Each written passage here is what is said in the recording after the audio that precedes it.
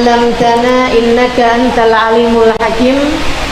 Rabbi shrah li sadri wa yassir li amri wahlul 'uqdatan min lisani yafqahu qawli. Amma ba'du. Alhamdulillah, sama-sama kita hormati, kita sayangi Ibu Bupati kita, juga Ibu anggota DPRD, dan juga semua ibu-ibu ketua gerakan organisasi wanita, gabungan organisasi wanita GOW, yang semoga semuanya dirahmati, dicintai Allah SWT.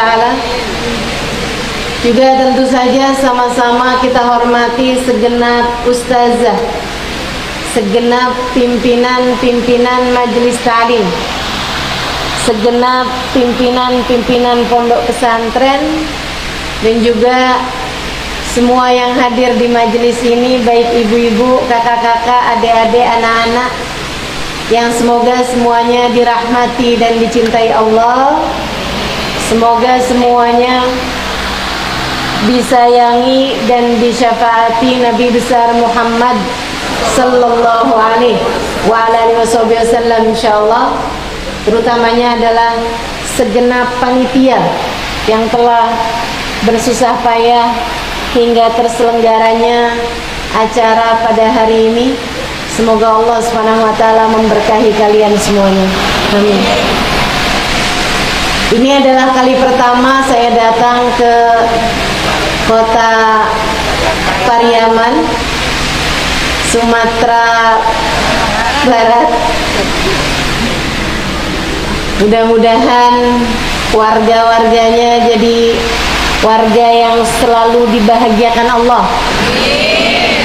Hidup bahagia, mati husnul khotimah, di akhirat masuk surga. Amin. Ya Rabbal Alamin. Sekali lagi jangan foto ya, Dek. Teman-teman sekalian yang saya muliakan, dan temanya hari ini adalah kekuatan doa. Wah, ini kekuatan doa.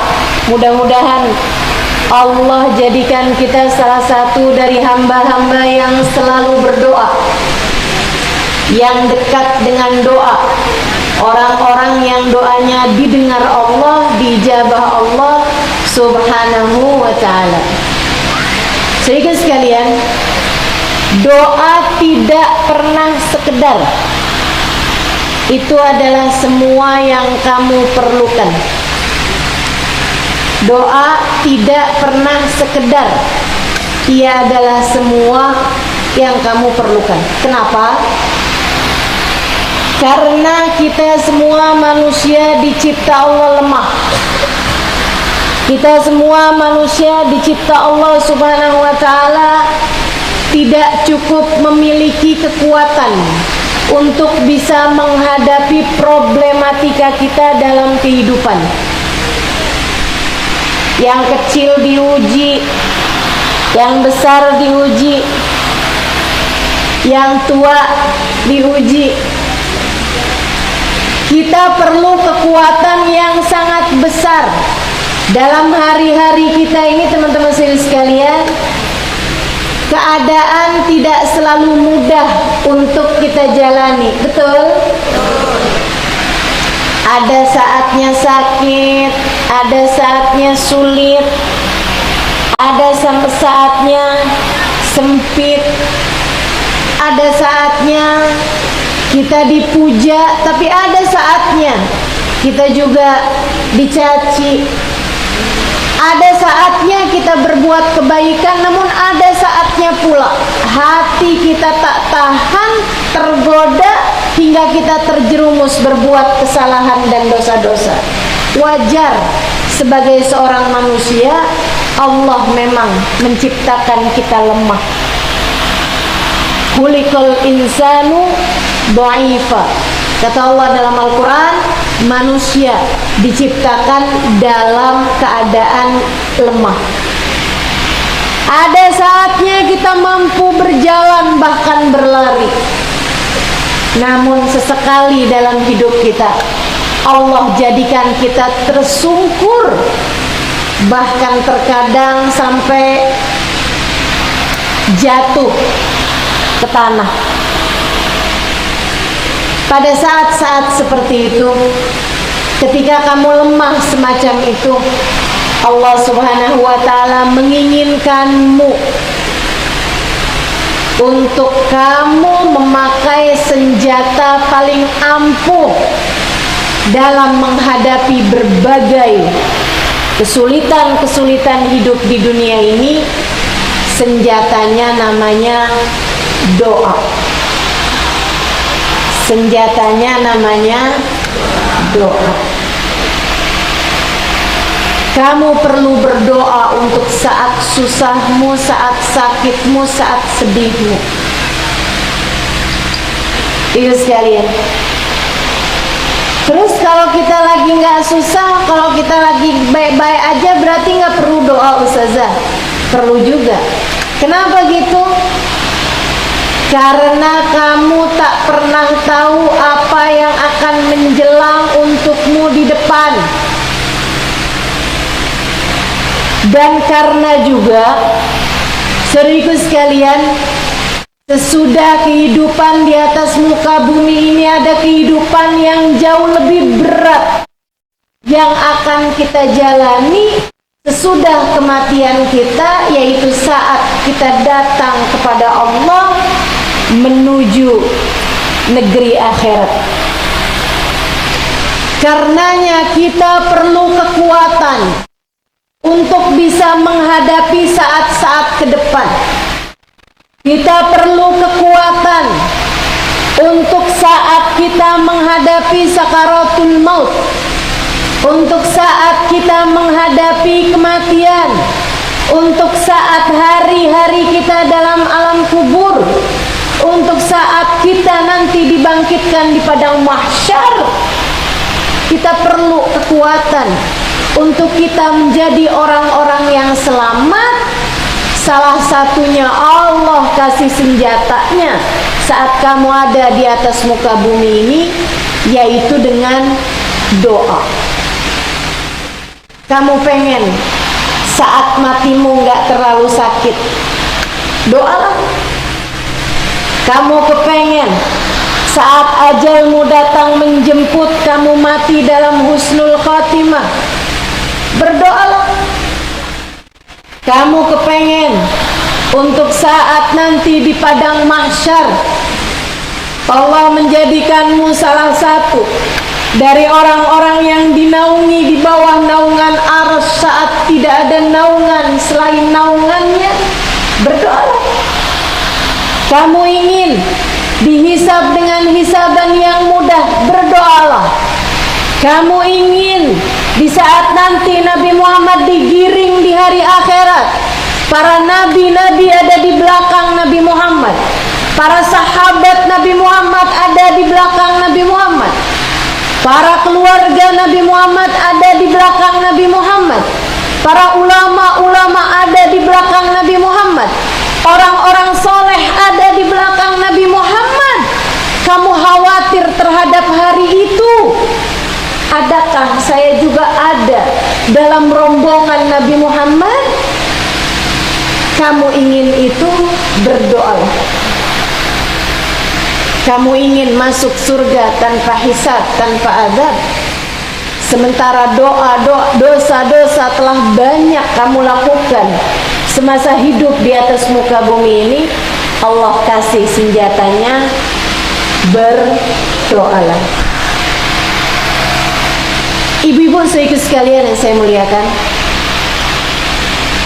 bahkan semasa hidup di dunia ini, bukankah kamu mengkhawatirkan nasib anak-anakmu? Bukankah kamu mengkhawatirkan nasib anak cucumu? Bukankah kamu mengkhawatirkan keadaan anak-anakmu kamu mengkhawatirkan ibadah mereka, kamu mengkhawatirkan nasib mereka, kamu mengkhawatirkan rezeki mereka, kamu mengkhawatirkan kesehatan mereka. Apa yang dapat kamu lakukan untuk menjaga anak-anakmu, untuk menjaga cucu-cucumu? Jika itu masalahmu, Allah kasih senjatanya, yaitu berdoa. Doain anakmu, doain cucumu, doain orang-orang yang kamu sayangi. Maka karena itu, doa tak pernah sekedar, ia adalah semua yang kita perlukan.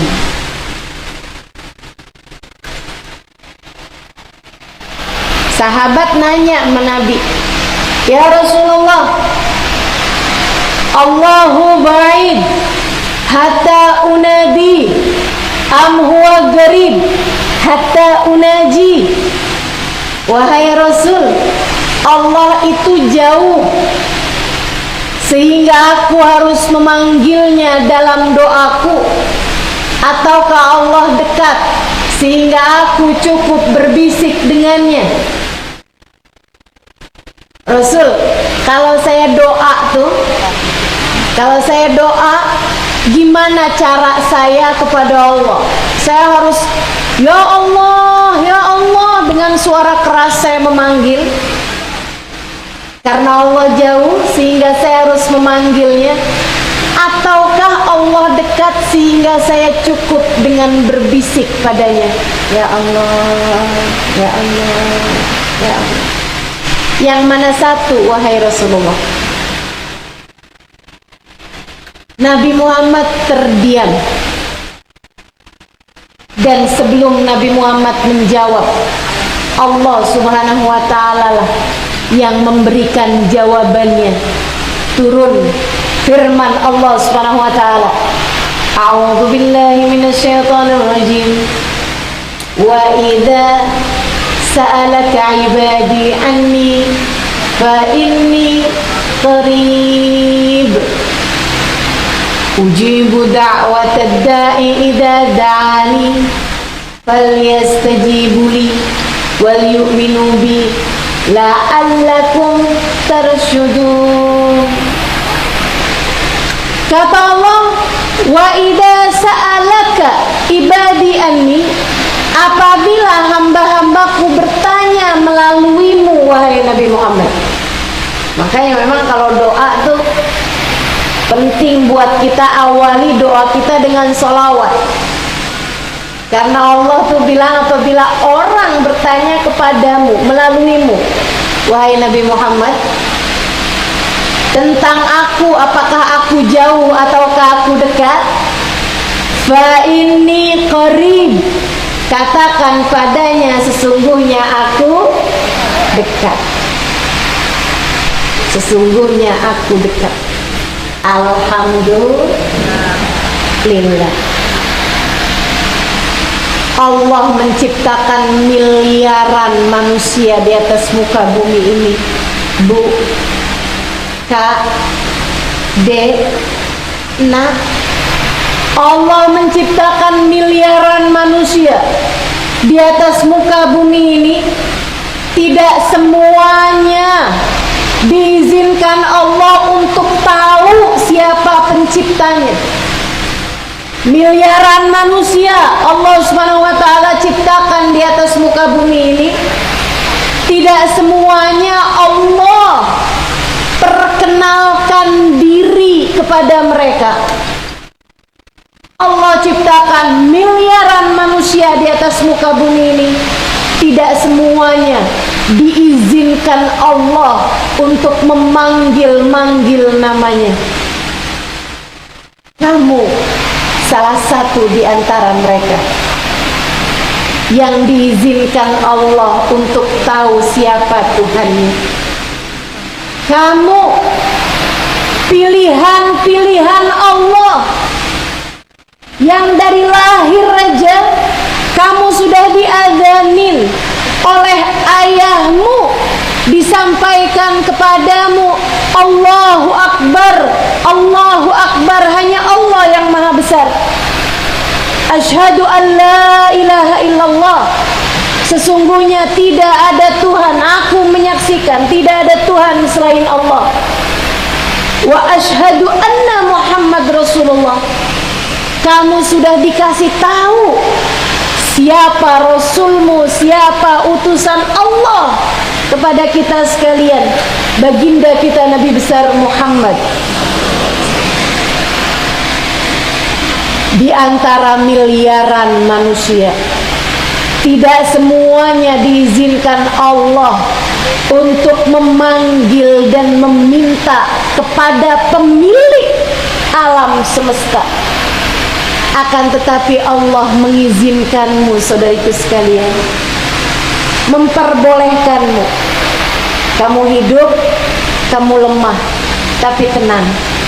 Bersama denganmu ada aku, Zat yang maha kuat. Kamu hidup, aku jadikan kamu tak berdaya. Akan tetapi tenangkan hatimu. Jangan khawatir, jangan gundah, jangan gelisah. Sebab bersama denganmu ada aku, Allah, Zat yang maha perkasa, sumber segala kekuatan. Kamu hanya perlu melakukan satu hal. Panggillah aku, sebutlah namaku, aku akan memberikan padamu apapun yang kamu mau. Wa idza sa'alaka ibadi anni fa inni qarib. Apabila hambaku datang bertanya padamu, wahai Nabi Muhammad, tentang aku, sampaikan pada mereka, sesungguhnya aku sangat dekat. Sesungguhnya aku, Allah, kata Allah, sangat dekat. Saudaraku sekalian, ini sih bikin gede hati saya sih. Ini bikin hati saya jadi luas gitu. Dalam keadaan apapun, saya tak perlu merasa gelisah. Saya hanya perlu mengingatkan diri sendiri, tenang Halimah, Allah dekat. Tenang Halimah, Allah dekat. Takut dari apa?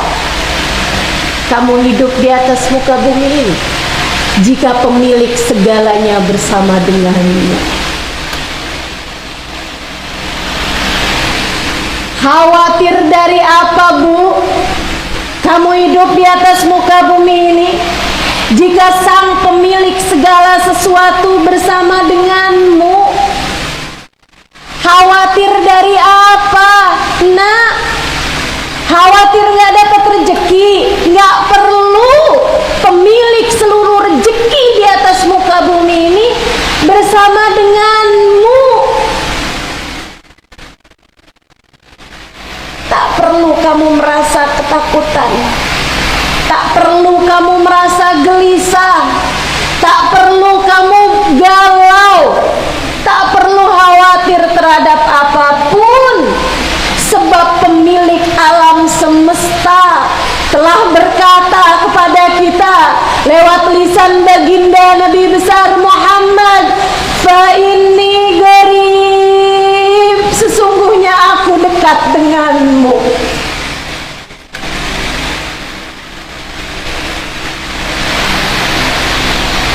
Kamu kalau lagi takut, lagi khawatir, lagi gelisah, pasti karena kamu sedang lupa padanya.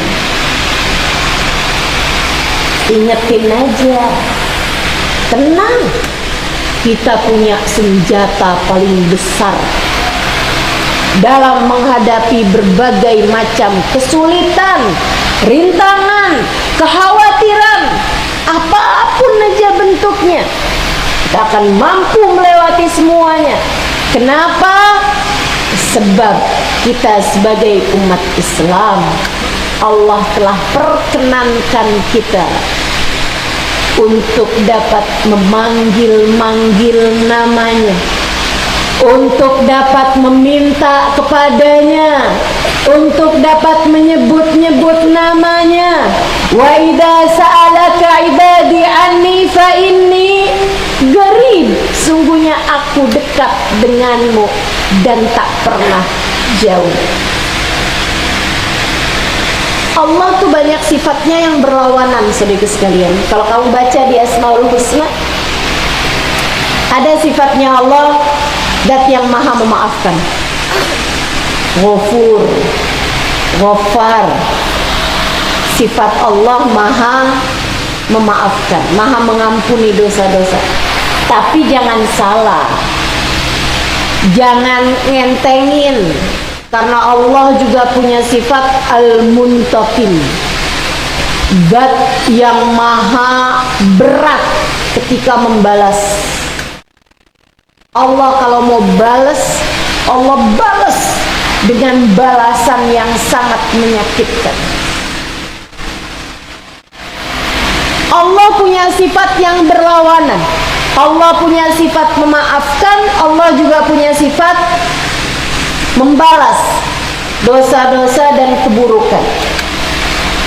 Allah punya sifat zat yang maha keras, tapi Allah juga punya sifat zat yang maha lembut. Allah punya sifat aziz, zat yang maha keras, tapi juga Allah punya sifat latif, zat yang maha lembut. Akan tetapi Allah menamakan dirinya Qarib, zat yang maha dekat, dan Allah tidak pernah menamakan dirinya sebagai Al-Ba'id, zat yang jauh. Sebab Allah tak pernah jauh dari kita. Maka rasa jauh dari Allah itu hanyalah rasa, tidak pernah menjadi fakta. Kenyataannya Allah tidak pernah jauh darimu, Bu. Allah tidak pernah jauh dari muka. Allah tak pernah jauh darimu, Dek. Allah tak pernah jauh darimu, Nak.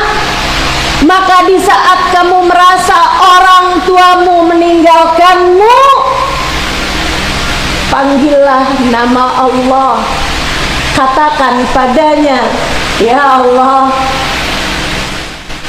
bapak saya yang seharusnya bertanggung jawab pada saya, anaknya, dia meninggalkan saya. Ya Allah, akan tetapi Engkau adalah zat yang selalu dekat denganku.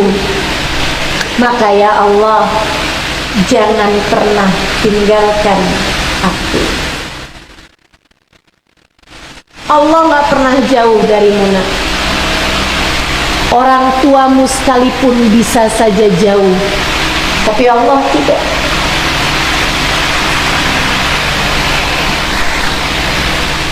Para istri, bisa jadi suamimu meninggalkanmu,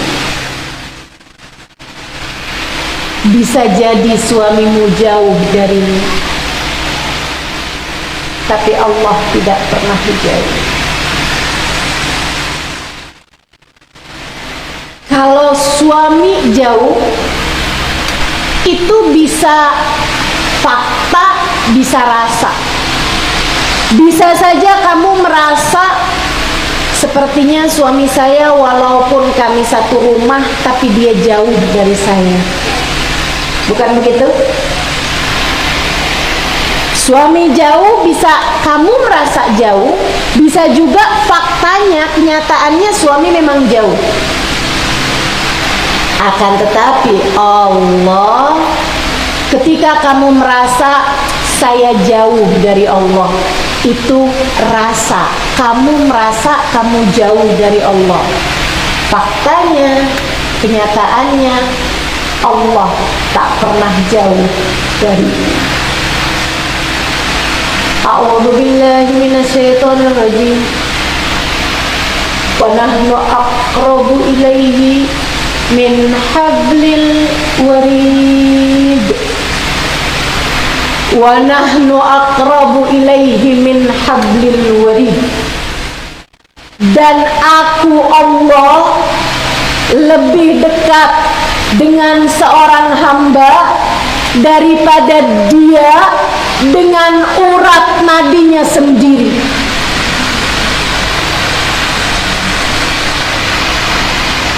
Saya lama memikirkan ayat ini, teman-teman. Betapa indahnya Allah ketika menceritakan tentang kedekatannya dengan kita seorang hamba. Kenapa Allah pakai istilah aku lebih dekat denganmu daripada kamu dengan urat nadimu sendiri? Kenapa nggak pakai istilah yang lain gitu? Saya pikir-pikir, apa ya? Kalau dekat tuh apa? Nggak pernah ninggalin, selalu bersama, mepet terus gitu. Apa? Bayangan. Kenapa Allah nggak pakai istilah aku lebih dekat denganmu daripada kamu dengan bayanganmu sendiri? Ibu pernah nggak jauh dari bayangannya? Oh, saya di sini tapi kok bayangan saya sebelah sana ya? Pernah begitu? Nggak pernah. Kita tuh sama bayangan dekat banget gitu. Di mana kita berada, bayangan kita selalu dekat dengan kita. Tapi di saat gelap bahkan bayanganmu pun pergi darimu. Allah tidak begitu. Kata Allah, aku lebih dekat lagi daripada itu. Seperti apa ya Allah? Seperti dirimu dengan detak jantungmu sendiri. Seperti dirimu dengan urat nadimu sendiri. Seperti dirimu dengan detak nadimu sendiri. Kamu begitu dekat. Nyatanya kamu sangat dekat. Hidupmu adalah urat nadi yang terus berdetak dari dalam dirimu itu. Ketika kamu terpisah dari detak nadimu, kamu mati. Sama halnya denganmu. Kamu akan selalu bersamaku selama kamu hidup. Saudariku sekalian yang saya muliakan, akan tetapi memang urat nadi Allah benar banget ngasih kata-kata. Siapa di antara kita yang selalu teringat urat nadinya? Kita suka lupa. Dari dekatnya sampai nggak sadar. Bukan begitu? Allah juga seperti itu. Dari dekatnya kita seringkali tidak terasa, seringkali kita tidak menyadarinya. Semoga kita bisa terus jadi hamba yang selalu menyadari kedekatannya dengan Allah Subhanahu wa ta'ala. Wa idza salaka ibadi anni fa inni qarib ujibu da'watad da'i idza da'ani. Aku akan mengijabah doa dari siapapun yang memanggilku, doa dari siapapun yang menyerukan namaku. Kamu memanggil namaku, aku akan dengarkan doamu dan aku akan mengijabahnya pada waktu yang paling tepat. Saudara sekalian yang saya muliakan, kita hanya perlu terus-terusan berdoa. Kita hanya perlu terus-terusan meminta. Sebab itu adalah senjata kita. Jangan mau jauh-jauh dari doa. Itu adalah kekuatanmu, Bu. Kekuatanmu, Kak, Dek, Nak. Kamu pengen hidupnya bahagia, pengen hidupnya mudah, pengen hidupnya terarah, pengen hidupnya benar, pengen hidupnya selamat dunia dan akhirat, maka saya sampaikan padamu salah satu senjatanya adalah doa. Ustazah, tapi saya udah doa Ustazah, lama nggak dijabah-jabah juga. Jadinya saya putus asa, saya berhenti berdoa. Saya kasih tahu gini, semua doa tuh pasti dijabah, semua doa pasti dijabah. Tapi cara Allah ijabah, semua doa yang didengar Allah pasti dijabah. Allah Maha mendengar. Semua doa yang layak diterima Allah, Allah akan ijabah. Nah masalahnya, doa ijabah itu ada pintunya, ada gerbangnya. Apa gerbangnya? Apa gerbangnya doa? Ya, kalau masuk sih udah pasti diterimanya. Kalau masuk, cuman masalahnya doa kamu masuk ke enggak nih gitu. Nah doa tuh punya gerbang. Gerbangnya doa adalah al-malul halal, harta halal yang kamu konsumsi. Makannya jangan sampai dari uang haram. Orang kalau masuk makanan haram masuk dalam perutnya,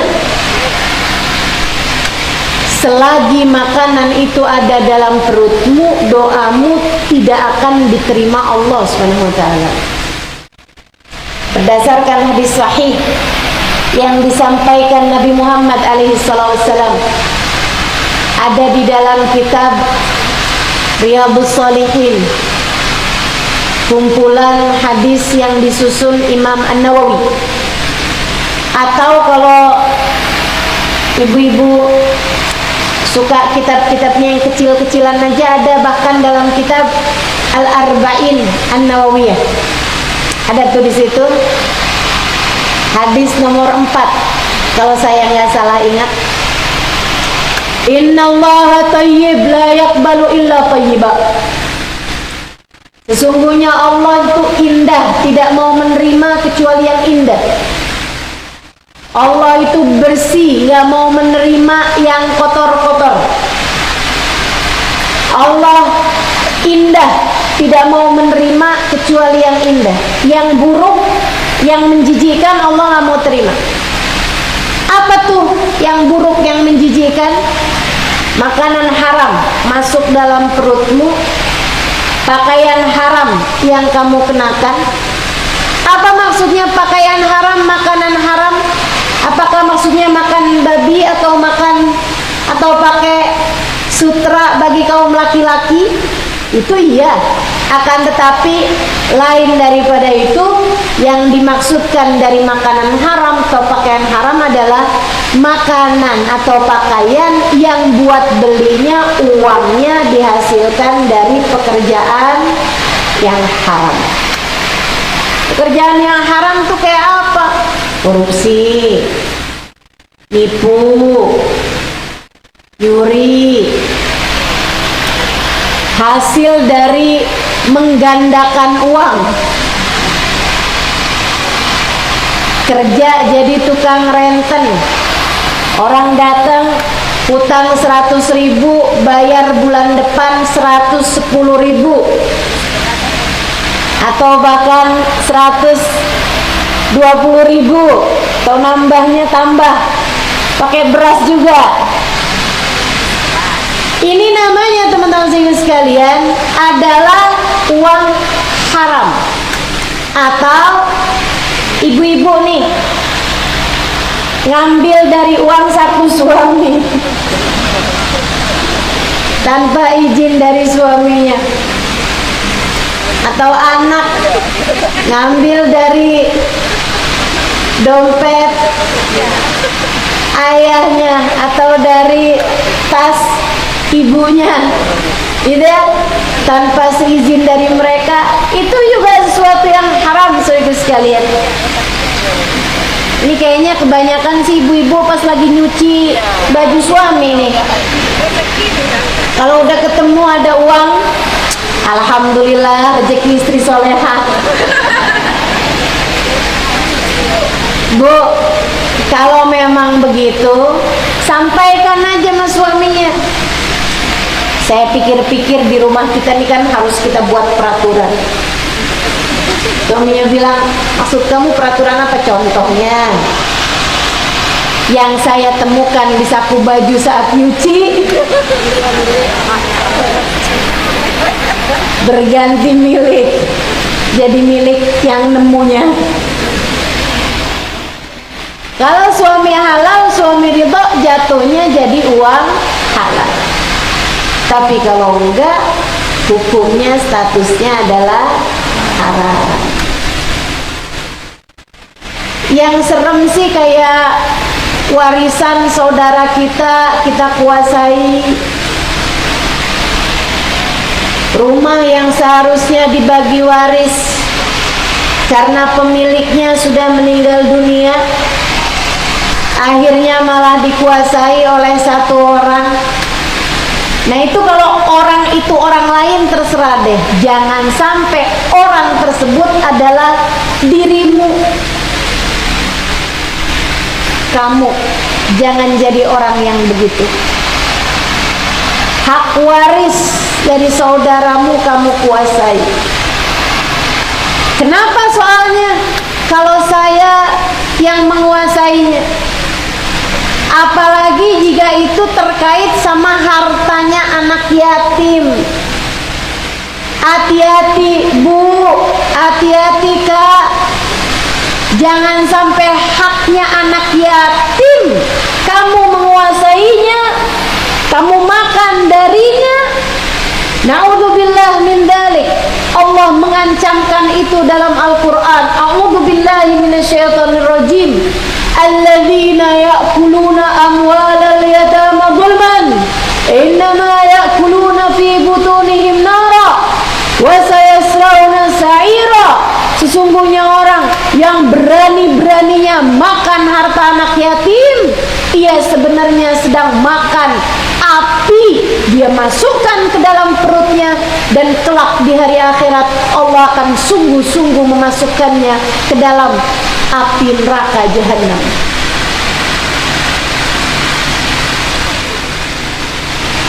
Serem. Jangan berani-berani sama harta haram. Ini berapa hari lagi nih akan masuk hari Asyura. Biasanya pada hari Asyura tuh banyak orang bikin santunan anak yatim. Bagus, bagus. Itu adalah suatu hal yang sangat dianjurkan dalam agama kita, terutama pada hari Asyura. Tapi hati-hati, buat ibu-ibu, teman-teman, kawan-kawan yang ngumpulin harta dengan bahasa santunan anak yatim, itu uangnya harus benar-benar 100% kamu peruntukkan buat anak yatim.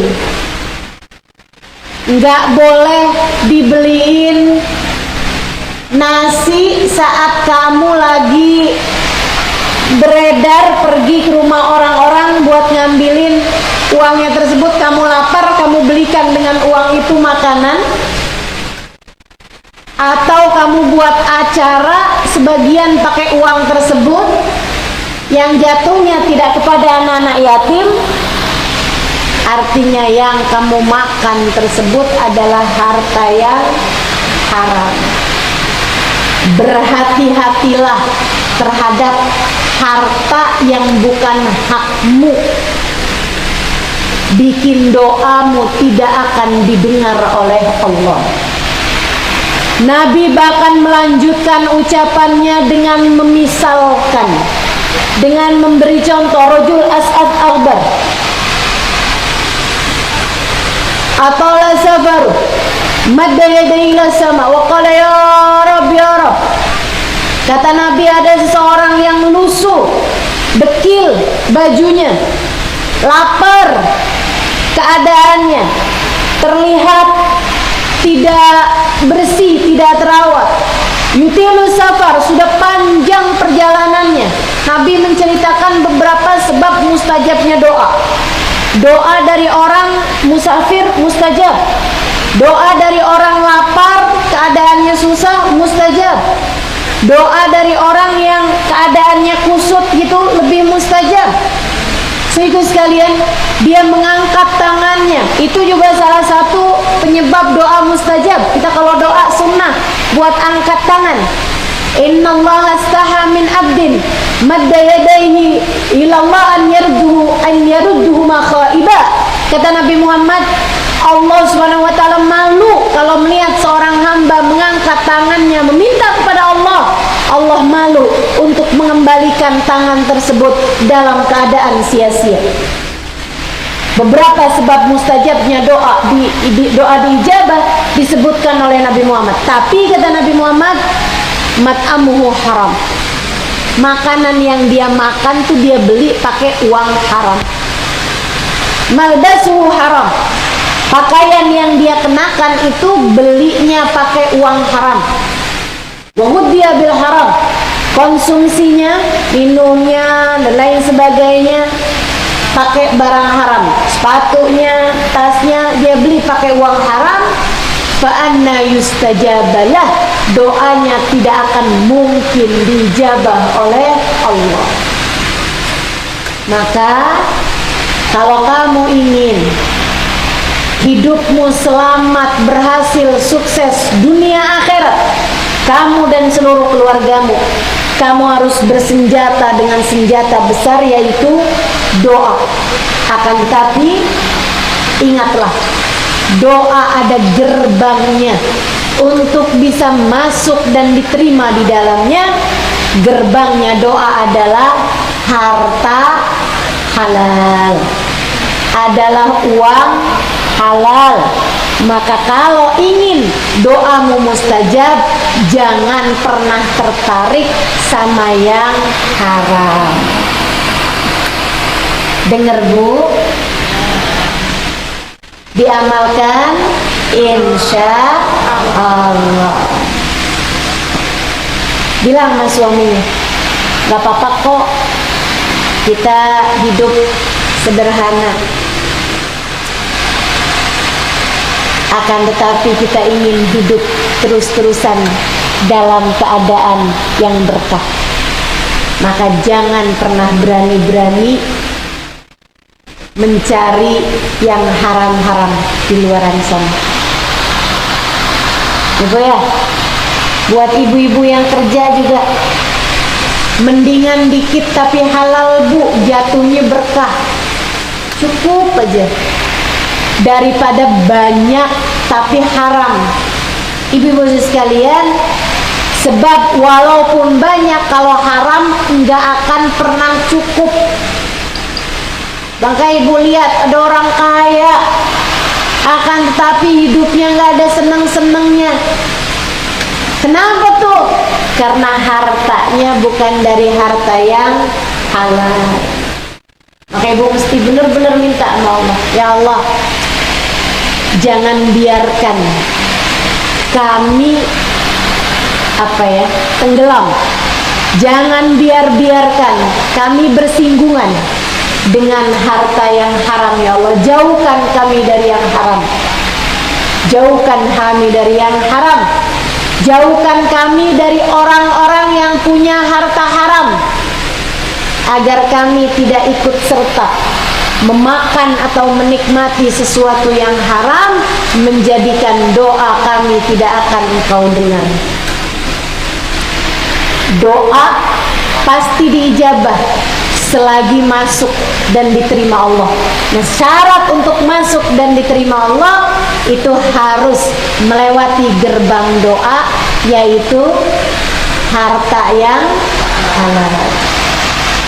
Kalau doamu itu sudah lewat, tidak ada yang haram yang ada dalam dirimu, makananmu halal, minummu halal, kemudian kamu beli baju pakai uang halal, kamu dapat barang-barang dari cara yang halal.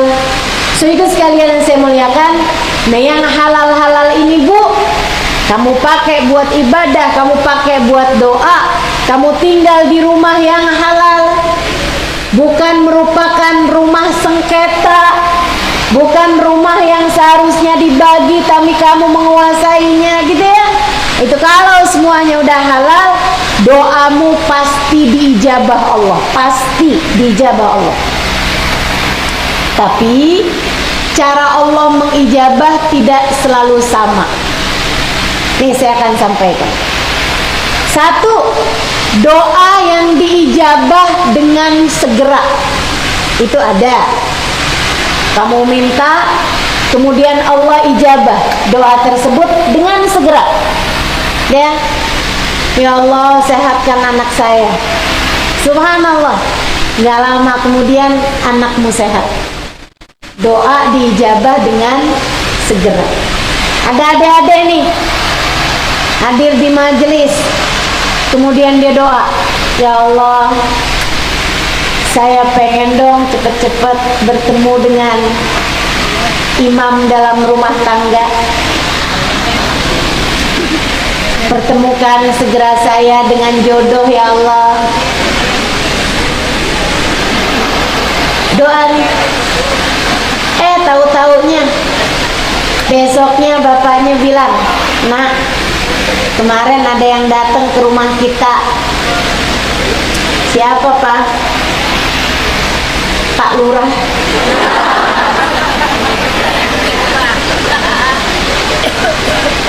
Sama anak laki-lakinya. Bukan Pak Lurahnya, bukan. Saya nggak tega membayangkanmu dimarahin Bu Lurah. Anaknya Pak Lurah ya. Dia melamar Muna. Subhanallah, doa diijabah dalam waktu yang cepat, segera. Ya, ada yang begitu. Masya Allah. Mudah-mudahan doa-doa kita diijabah dalam waktu yang segera. Tapi terkadang kamu juga pengen doamu diijabah tapi nggak segera. Saya yakin itu. Misalnya, kamu berdoa, ya Allah, masukkan saya ke dalam surgamu. Mau nggak segera? Ya Allah, matikan saya dalam husnul khotimah. Mau nggak segera? Kita kepengennya masih ya tar aja dah gitu ya. Tapi kalau datang ajal kami, ya Allah, matikan kami dalam husnul. Akan begitu. Jadi itu juga ada doa yang memang dijabah Allah dengan segera. Ada doa yang diijabah tapi tidak segera. Allah memberikannya pada waktu yang paling tepat. Maka misalnya kamu doa, ya Allah, pertemukanlah saya dengan jodoh saya ya Allah. Saya sudah bosan menjomblo. Saya kepengen ya Allah, kalau bulan Ramadan bisa melaksanakan hadis Nabi, berbukalah dengan yang manis. Tapi ternyata datang sebulan, 2 bulan, bahkan setahun, 2 tahun, doamu belum juga diijabah. Tenang, dek, Allah akan mengijabahnya pada waktu yang paling tepat. Kenapa gitu? Bisa jadi gini nih, saat kamu berdoa minta jodoh yang soleh, kan doa jangan asal doa. Kamu kan doanya, ya Allah, temukan saya dengan jodoh yang soleh. Nah, sementara waktu itu jodohmu yang sudah dipersiapkan oleh Allah belum soleh.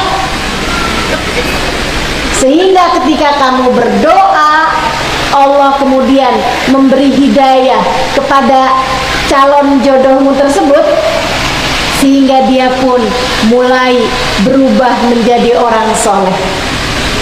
Nah, orang soleh kan gak langsung soleh. Taubat sekarang terus langsung jadi soleh. Soleh itu karakter, saudara sekalian.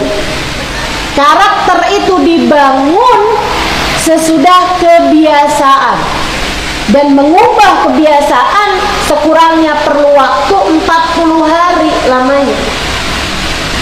Artinya kan dari kamu berdoa, Allah kemudian memberikan hidayah, kemudian dia pun berubah hatinya, kemudian dia pun istilahnya hijrah, gitu ya. Kemudian dia pun bertaubat dari dosa-dosa, dia hijrah, menghijrahkan dirinya dari keburukan kepada kebaikan-kebaikan.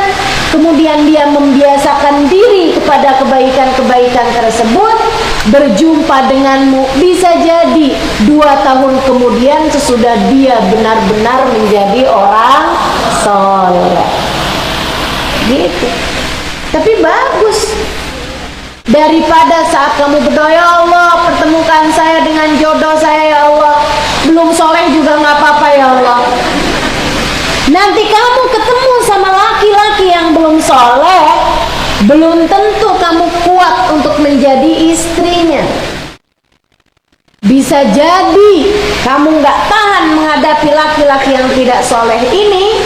Bisa jadi juga kamunya tahan, tapi kamu berubah menjadi perempuan yang tidak soleh. Karenanya Allah mengijabah pada waktu yang paling tepat. Nggak usah khawatir itu. Teruslah berdoa. Teruslah berdoa. Enak kalau udah Allah yang ngasih pada waktunya tuh semuanya enak. Tapi kalau enggak Allah yang ngasih pada waktu yang tepat, ibarat buah-buah karbitan. Buah karbitan rasanya enak? Enggak pernah enak teman-teman. Jadi biarkan Allah subhanahu wa ta'ala mengijabah pada waktu yang tepat. Kalau doa jangan suka maksa. Ya Allah saya seneng banget sama anaknya Pak Lurah. Ya Allah jodohkan saya dengannya. Ya Allah kalau emang jodoh saya bukan dia ya Allah, carikan saya orang yang mukanya kayak dia, yang badannya kayak dia, yang seumuran dia. Ya Allah daripada susah-susah mending dia aja ya Allah. Doa maksa jangan. Kalau doa jangan maksa. Termasuk nih ibu-ibu nih, Bu, kamu kadang-kadang nih ya, anak dilamar sama orang atau anak disenengin sama orang, tapi anaknya nggak suka gitu misalnya, atau anaknya tuh kayak yang mama nggak mau saya mah misalnya gitu kan. Jangan maksa. Kamu jangan doanya kayak gini, ya Allah jodohkan anak saya dengan dia, ya Allah bukakan hatinya biar mau sama dia. Kamu tahu apa tentang urusan jodoh? Bu, jangan sombong. Kamu nggak tahu apakah anak itu baik bagi orang tersebut. Kamu nggak tahu apakah dia baik bagi anakmu. Kamu hanya bisa lihat sisi luarnya aja, dalamnya, keadaannya, batinnya, nasibnya kamu nggak pernah tahu. Betul? Maka kalau doa tuh jangan suka ngatur Allah. Ini saya kasih tahu nih, kalau doa jangan suka ngatur sama Allah Subhanahu wa ta'ala. Takutnya diijabah kamu nyesel. Misalnya contoh doa yang ngatur, ya Allah masukkan anak saya di sekolah itu. Emang kamu tahu sekolah itu baik bagi anakmu? Belum tentu. Belum tentu. Maka jangan. Ya Allah nikahkan anak saya dengan laki-laki itu. Kamu tahu baik atau tidaknya? Belum tentu.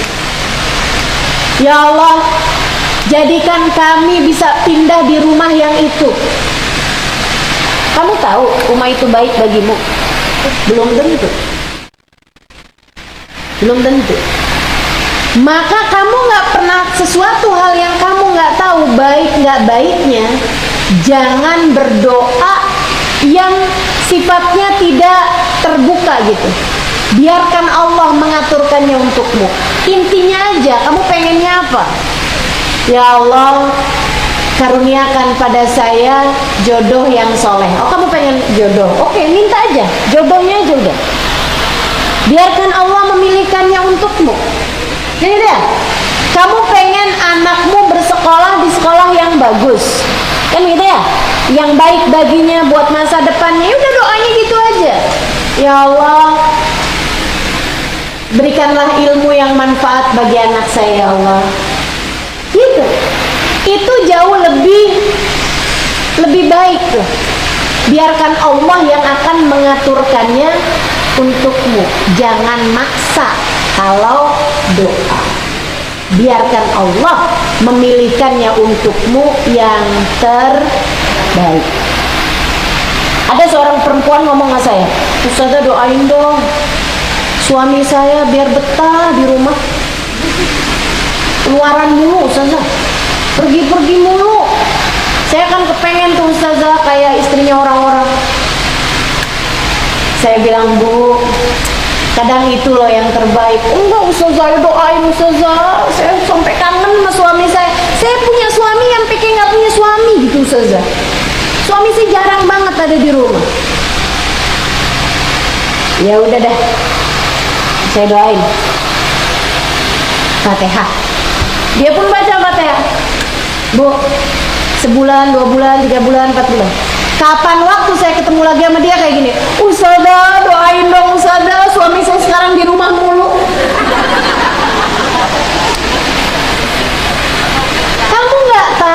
Kamu nggak tahu. Ini sebagai perempuan nih, kita memang seringkali nggak tahu apa yang kita mau. Kita nggak tahu apa yang kita mau gitu.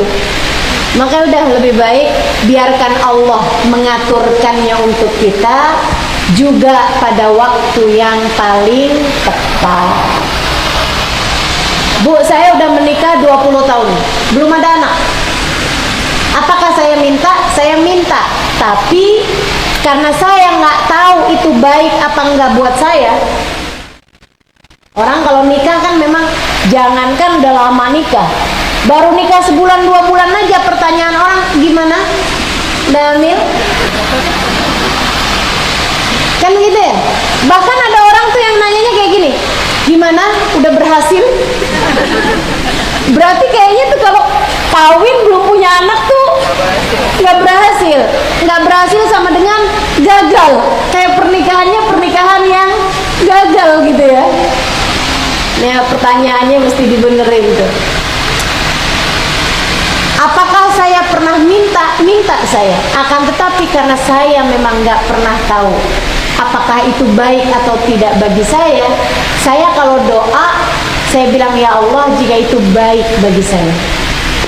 Dan ketika Allah belum memberikannya kepada saya, dan saya nggak tahu apakah akan diberi atau tidak, saya tahu bahwa yang seperti ini adalah yang terbaik bagi saya.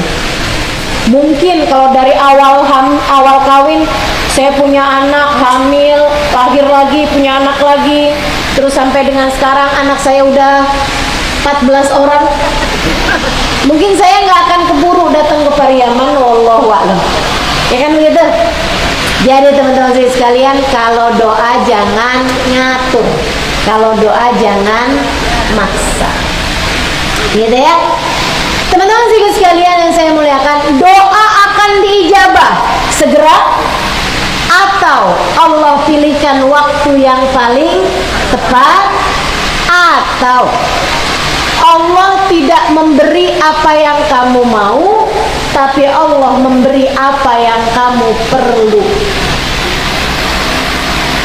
Sehingga sekalian, Allah, kamu sakit nih, kamu berdoa, minta kesembuhan. Allah tidak memberikan kepadamu kesembuhan. Akan tetapi sebagai gantinya, Allah memberikan kepadamu kesabaran menghadapi sakit. Allah memberikan kepadamu kelapangan hati sehingga kamu tetap nikmat hidupnya meskipun sakit. Sebab Allah sedang mempersiapkan surga demi surga untukmu. Sebab Allah mempersiapkan kebahagiaan lain untukmu. Bisa jadi begitu. Jadi kadang-kadang kita tuh kayak anak kecil yang lagi flu tapi tetap minta es krim. Sehingga sebagai orang tua, ketika kamu minta es krim padahal kamu sedang flu, kamu nggak dikasih es krim, kamu dikasih yang lain yang juga enak tapi tidak berbahaya bagi dirimu. Gitu saudara sekalian, Allah tuh kayak gitu. Allah tidak selalu memberi apa yang kamu mau, akan tetapi Allah akan memberi apa yang kamu perlu. Karenanya berdoalah, tetaplah berdoa, gitu kan? Ada hal lain lagi nih yang saya perlu sampaikan mengenai doa. Ibu kalau doa, jangan hanya minta urusan dunia. Jangan hanya minta urusan dunia, apalagi sekedar urusan harta. Nggak boleh Ustazah? Boleh. Tapi jangan doamu itu aja.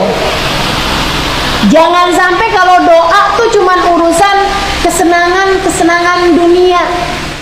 Takutnya nyesel kalau di hari akhirat ternyata kamu jadinya nggak punya apa-apa. Allah sindir orang-orang yang kalau doa mintanya urusan dunia aja. Kata Allah dalam Al-Quran, wa minhum man qala rabbana atina fid dunya falaysa fil akhirati min khalaq wa minhum man qala rabbana atina fid dunya hasanah wa fil akhirati hasanah wa qina adzabannar ulaika lahum nasibun mimma kasabu wallahu sari'ul hisab. Kata Allah, di antara hamba-hambaku tuh ada tuh orang-orang. Mudah-mudahan gak ada yang di sini nih yang disindir sama Allah. Mudah-mudahan gak ada yang hadir di sini nih yang disindir-sindir sama Allah. Allah bilang ada tuh hamba-hambaku yang kalau doa mintanya, ya Allah kasih buat saya dunia saya, Allah. Mintanya dunia mulu. Ya Allah kasih saya, ya Allah rezeki yang bagus. Kasih saya, ya Allah suami yang baik. Kasih saya, ya Allah suami yang kaya, suami yang ganteng. Mintanya urusan dunia aja gitu. Mintanya urusan duit melulu. Giliran udah nikah juga gitu, ya Allah suamiku, ya Allah jangan jadikan dia berpindah hati kepada perempuan yang lain. Jadikan cintanya hanya tertuju kepadaku, butakan matanya dari melihat perempuan yang lain. Ya Allah, suami saya, ya Allah biar pekerjaannya bagus, saya juga ya Allah biar pekerjaan saya bagus, harta saya banyak, rumah kami besar. Ya Allah, saya minta rumah, saya minta mobil, saya minta. Yang diminta sesuatu yang sifatnya duniawi. Seperti apa sih Ustazah duniawi itu? Yang kalau kamu masuk dalam alam kubur gak akan kamu bawa. Sesuatu yang begitu kamu masuk dalam alam kubur tidak akan kamu bawa. Jabatan duniawi apa bukan? Duniawi. Di dalam alam kubur kamu gak akan dipanggil sesuai dengan jabatannya. Presiden sekalipun malaikat mungkar nakir gak akan nanya, selamat datang Pak Presiden di kuburan. Gak akan begitu. Profesor, doktor, ustadz, ustazah, jabatan-jabatan dunia ketika masuk dalam alam kubur nggak ada ceritanya. Malaikat mungkar, Pak dokter, Bu dokter, saya mau nanya nih, sakit tulang, misalnya, nggak mungkin. Sesuatu yang tidak akan kamu bawa masuk dalam alam kubur namanya sesuatu yang dunia. Yang dunia ini jangan melulu kamu minta dunia melulu, saudara sekalian. Kita harus minta urusan-urusan akhirat.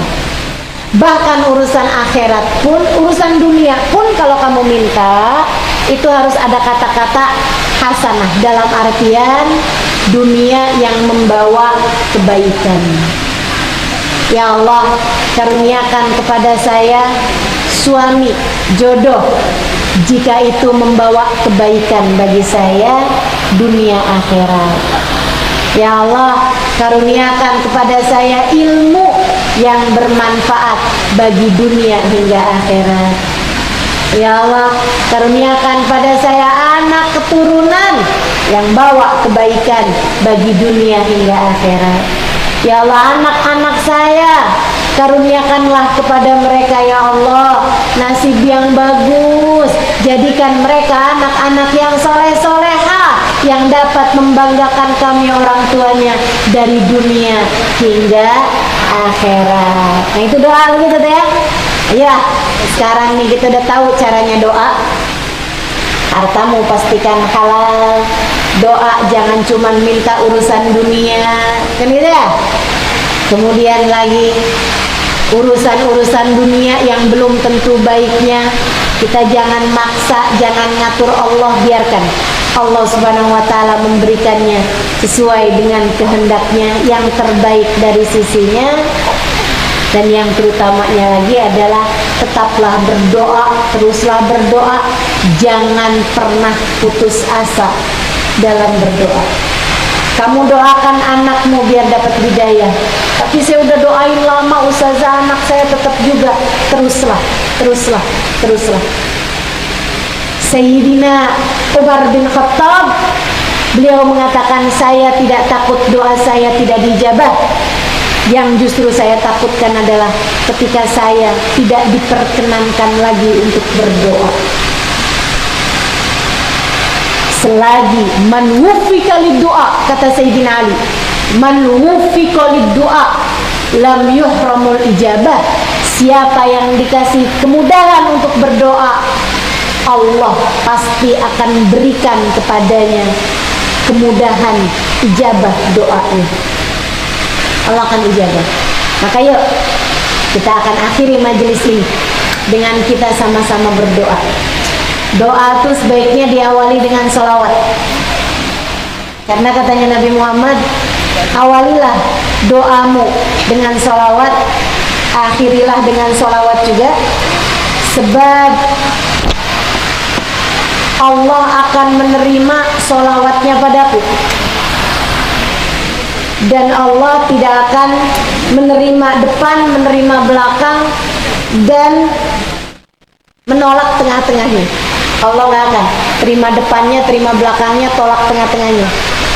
Makanya kalau kita berdoa diawali dengan sholawat. Dan mumpung sedang bersama-sama, doa kalau bersama-sama lebih mustajab daripada ketika doa sendirian. Bahkan kita juga dianjurkan untuk meminta doa kepada orang lain. Kata Nabi Muhammad, iltamisu min ikhwanikum doa, mintalah dari saudara-saudara sama muslim kalian doa. Kamu tidak pernah tahu dari lisan siapa Allah akan mengijabah doa. Nah ini mumpung sedang bersama-sama, kita doa bersama-sama juga. Mudah-mudahan di antara kita ada orang-orang yang lisannya didengar Allah, doanya didengar Allah, doanya diijabah Allah, sehingga kita semuanya menjadi orang-orang yang keluar dari majelis ini dalam keadaan Allah ridha kepada kita, dalam keadaan Allah merahmati kita, dalam keadaan Allah menyayangi kita. Saya kalau ditanya, ustazah, saya kalau doain ustazah doain apa? Ini jawaban saya. Sebelum ada yang nanya, ini jawaban saya. Kalau saya ditanya, ustazah, kalau saya mau doain ustazah, ustazah mau didoain apa? Doakan saya agar dirahmati Allah, doakan saya agar dicintai Allah. Allah tahu caranya memperlakukan hambanya yang dia cinta. Karena dia doakan saya agar saya jadi seorang yang dicinta sama Allah. Kita meminta sama Allah, biar Allah sayang sama kita, biar Allah cinta sama kita, biar Allah ridha sama kita, biar Allah mengampuni dosa-dosa kita, menutupi aib-aib kita, membahagiakan hidup kita dunia hingga akhirat, memberi kemudahan pada seluruh urusan-urusan kita. Dan kita akan mengawali doa tersebut dengan kita bersolawat tibil qulub bersama-sama. Hafal ya? Hafal insyaallah. 3 kali kita akan bersolawat. Dengan solawat tersebut, mudah-mudahan dengannya Allah merahmati kita semua. Dengan berkatnya Nabi Muhammad, Allah mengijabah seluruh doa-doa kita insyaallah. Kita baca bersama-sama. Allahumma salli ala Sayyidina Muhammadin tibbil qulubi wa dawaiha wa afiyati abdani wa shifaiha wa nuril absari wa diyaiha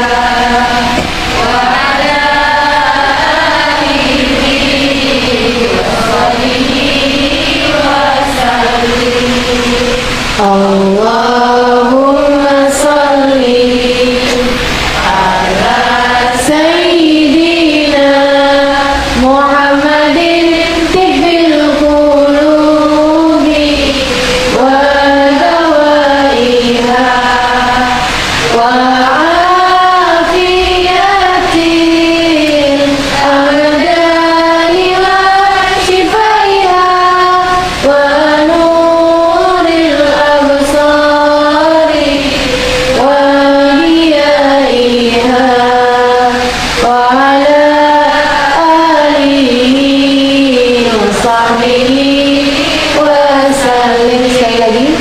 Allahumma salli ala Sayyidina Muhammadin tibbil qulubi wa dawaiha wa afiyatil abdani wa shifaiha wa nuril absari wa diyaiha wa ala alihi wa sahbihi wa sallim. Al-Fatiha bil-qabul wa min kulli sur. La habrat Rasul Al-Fatihah.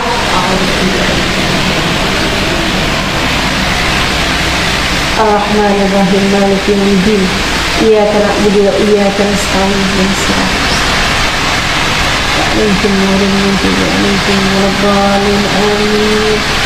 Al-Fatihah biniyati anna Allah yaqdi lana jami'al hajat. Silakan sebutkan hajat masing-masing.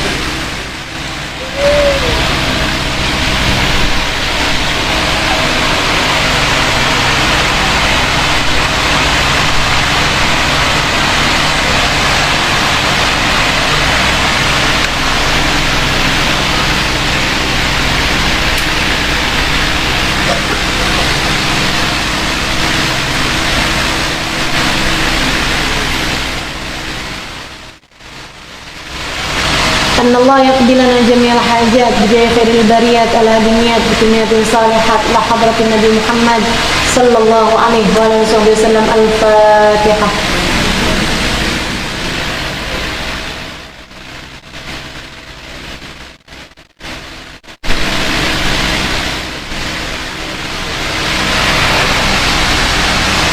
اللهم بحق الفاتحة وبحق الصلاة على النبي صلى الله عليه وسلم تفتح لنا أبواب الخير وعاملنا معاملة أهل الخير تكفينا من جميع الفتن والمهن بالصبر إنك ولي كل خير متفضل بكل خير برحمتك يا أرحم الراحمين. اللهم إنا نسألك زيادة في الدين وبركة في الأمر وصحة في الجسد وسعة في الرزق وتوبة قبل الموت وشهادة عند الموت ومغفرة بعد الموت وعفوا عند الحساب وأمانا من العذاب ونصيبا من الجنة وارزقنا النظر إلى وجهك الكريم. Allahumma afina min bala'ik wa uzi'na syukra na'maik wa adikna bardafik wa halawata munajatik. Allahumma inna nas'aluka من الأقول أوفارها ومن الأذهان أصفاها ومن الأعمال أزكاها ومن الأخلاق أطيبها ومن الأرزاق أجزلها ومن العافية أكملها من الدنيا خيرها ومن الآخرة نعيمها بحق سيدنا محمد صلى الله عليه وسلم. اللهم لا تدع في مجلسنا هذا ذنبا إلا غفرته ولا عيبا إلا سترته ولا دينا إلا قضيته ولا مريضا إلا شفيته ولا حاجة من حوائج الدنيا والآخرة إلا يسرتها وقضيتها برحمتك يا أرحم الراحمين. Ya Allah, pandanglah semua yang hadir di majlis ini dengan pandangan kasih sayang. Lihatlah semuanya ya Allah. Lihatlah semuanya ya Allah. Yang hatinya lemah, kuatkanlah ya Allah. Yang banyak dosa-dosanya, ampunilah ya Allah. Aib-aib kami semua tutupilah ya Allah. Bimbinglah kami menuju jalan-Mu ya Allah. Pandanglah kami dengan kasih sayang-Mu ya Allah. Jangan biarkan kami tenggelam dalam dosa-dosa ya Allah. Jangan biarkan hati kami terpenuhi dengan cinta terhadap dunia ya Allah. Bimbinglah kami, anak-anak kami, keluarga kami, orang-orang yang kami sayangi untuk selalu menempuh jalan takwa, jalan yang mendekatkan kami kepadamu ya Allah. Dekatkan kami padamu ya Allah. Kami tahu Engkau selalu dekat dengan kami, akan tetapi kami yang selalu melupakanmu ya Allah. Karenanya kami mohon padamu ya Allah, jangan biarkan kami menjauh darimu ya Allah. Jangan biarkan kami lupa kepadamu ya Allah. Jangan biarkan hati kami kemana-mana. Tarik kami kembali kepadamu ya Allah. Ya Allah, ya Allah. Rasakan kepada kami damainya cintamu ya Allah. Rasakan kepada kami sejuknya ampunanmu ya Allah. Rasakan kepada kami hangatnya rahmatmu ya Allah. Jangan biarkan kami sendirian menghadapi kehidupan di atas muka bumi ini ya Allah. Dan jangan pernah tinggalkan kami ya Allah. Allahumma ya Allah, lihatlah semua yang hadir di majelis ini ya Allah. Kelemahan kami kuatkanlah ya Allah. Kemiskinan kami cukupkanlah darimu ya Allah. Kayakan kami dengan kecukupan darimu ya Allah. Yang sakit-sakit di antara kami sembuhkanlah ya Allah. Sakitnya badan kami, sakitnya pikiran kami, sakitnya hati kami. Angkatlah segala penyakit-penyakit yang ada dalam hati-hati kami ya Allah. Angkatlah sombongan, angkatlah iri dengki. Jadikanlah kami berakhlak yang mulia ya Allah. Yang jadi istri di antara kami, jadikanlah ia istri yang solehah bagi suami. Yang jadi ibu di antara kami, mampukan ia menjadi ibu yang baik bagi anak-anaknya. Yang masih pada punya orang tua di antara kami, jadikanlah orang tuanya merasakan bakti anak-anaknya padanya ya Allah. Kami semua yang hadir di majelis ini ya Allah, jadikan kami anak yang dapat berbakti pada kedua orang tua kami. Bahagiakanlah mereka ya Allah, dimanapun saja mereka berada. Bahagiakanlah mereka di sisa umurnya ya Allah. bahagiakan hatinya. Sibukkan hati orang tua kami dengan ibadah kepadamu ya Allah. Ampuni segenap dosa-dosa mereka ya Allah. Bimbing mereka menjadi hamba-Mu yang soleh-solehah ya Allah. Engkau memerintahkan kami anak-anak untuk membahagiakan hati orang tua kami. Lihatlah kami yang seringkali tidak mampu melakukannya. Kami mohon padamu, bantu kami ya Allah. Bahagiakanlah hati orang-orang tua kami ya Allah, yang orang tuanya telah berada dalam alam kubur ya Allah. Kami titipkan mereka padamu ya Allah.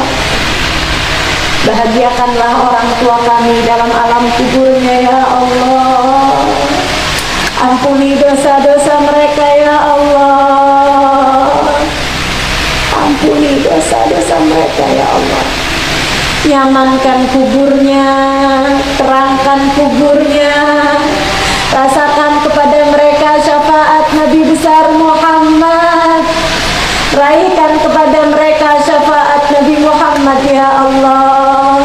Ya Allah, ya Allah. Jamulah mereka dengan jamuan terindah darimu ya Allah. Allahumma ya Allah, yang jadi ibu di antara kami mohon kepadamu ya Allah. Pandanglah anak-anak kami semua dengan pandangan kasih sayang-Mu. Sayangilah anak-anak kami ya Allah, sebab kami menyayangi mereka. Kami menyayangi anak-anak kami. Sayangilah mereka ya Allah. Jauhkan mereka dari dosa-dosa. Jauhkan mereka dari kejahatan. Jauhkan mereka dari apapun hal-hal buruk yang datang pada mereka ya Allah. Lindungilah mereka ya Allah. Ya Allah, ya Allah. Jauhkan mereka dari dosa-dosa, terutamanya dari dosa-dosa besar ya Allah.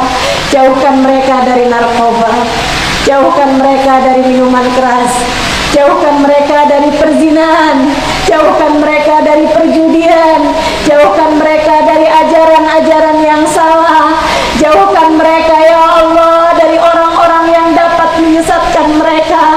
Lindungilah anak-anak kami ya Allah, sebagaimana Engkau telah melindungi hamba-hamba-Mu yang saleh-solehah. Kami titipkan mereka padamu ya Allah. Kami tahu Engkau telah menitipkan mereka kepada kami. Ku anfusakum wa ahlikum naro, katamu. Jagalah diri kalian dan anak-anak kalian dari api neraka. Maafkan kami ya Allah.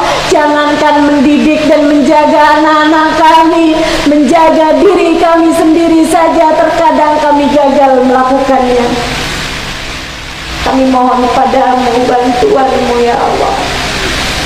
Kami mohon padamu hidayahmu ya Allah. Kami mohon kepadamu bimbinganmu ya Allah. Kami mohon padamu petunjukmu ya Allah. Kami mohon padamu kasih sayangmu ya Allah. Kami mohon padamu rahmatmu, ampunanmu ya Allah. Kami mohon padamu cintamu ya Allah, untuk kami dan seluruh keluarga kami ya Allah. Bimbing kami hingga kami dapat menjalani kehidupan ini seperti yang Engkau inginkan, seperti yang Engkau mau ya Allah. Jangan biarkan kami tenggelam melakukan hal-hal yang salah. Jangan biarkan kami tenggelam dalam dosa-dosa. Apabila datang ajal menjemput kami, matikan kami dalam husnul khatimah. Jadikanlah kalimat terakhir yang keluar dari lisan kami saat ajal menjemput kami adalah kalimat La ilaha illallah. La ilaha illallah. La ilaha illallah. Muhammadur Rasulullah sallallahu alaihi wasallam. Alaiha nahya wa alaiha namut wa alaiha nub'atu insyaallah ta'ala minal amin. Dengannya kami hidup, dengannya pula kami mati ya Allah. Di alam kubur kami, jadikan kami tetap membawa kalimat tersebut hingga kami datang kepada mahsyar. Jadikan kami datang dengan membawa kalimat tersebut hingga kami masuk ke dalam surga-Mu. Jadikanlah kalimat tersebut sebagai kunci pembukanya. Allahumma Rabbana taqabbal minna innaka antas samiul alim, tub alaina innaka antat tawwabur rahim. Berkahilah semua yang hadir di majelis ini ya Allah. Selamatkanlah kami untuk dunia akhirat kami. Wassallallahu ala sayyidina Muhammadin wa ala alihi wa sallam. Fadli subhana rabbika rabbil izzati amma yasifun. Wassalamun ala mursalin walhamdulillahi rabbil alamin.